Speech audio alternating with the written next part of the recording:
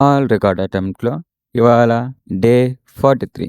పొద్దున్నే నిద్రలేసి బ్రష్ చేస్తున్నప్పుడు మాత్రం అదిరిపోయింది.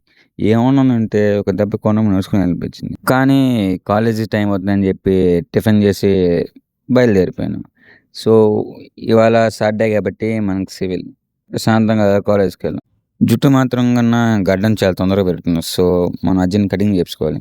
నిన్న మొన్న ఎక్కడ చూసినా బురదే. దోవకొనాకి బురదే. సో, జారి పడితేనే భయమేసింది. జాగ్రత్తగా ఎళ్ళాలా పడకుండా అది వేరే విషయం. మా ఫ్రెండ్ ఆకలేస్తుందని ఆళ్ళకి వేరే వాడు లంచ్ బాక్స్ తీసుకొని మేమే తినేసాం. Fried rice కుమ్మేసాం.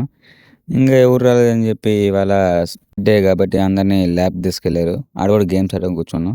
అత్యంత బాధాకరమైన విషయం ఏంటంటే స్కూల్‌లో అయినా, కాలేజ్‌లో అయినా గానీ ఫ్రెండ్స్ రానప్పుడు క్లాస్‌కెళ్ళడం. అది చాలా బాధాకరం. మధ్యాహ్నం లైబ్రరీకి తీసుకెళ్లారు. అసలు బొంగుల లైబ్రరీ. ఆ లైబ్రరీ ఎందుకుందో ఎవడికి తెలీదు. అదో ఆ లైబ్రరీలో ఒకడుంటాడు గుమ్మడికాయ అంట. అందరి మీద బిల్డప్ నవ్వుతాడు. సావునగా అనిపిస్తది. ఇవాళ సాటర్డే కాబట్టి లాస్ట్ పీరియడ్ స్పోర్ట్స్. సో, మనం స్పోర్ట్స్ ఏం ఆడం కాబట్టి ఎగ్గొట్టేసి ప్రశాంతంగా వచ్చేసినాం.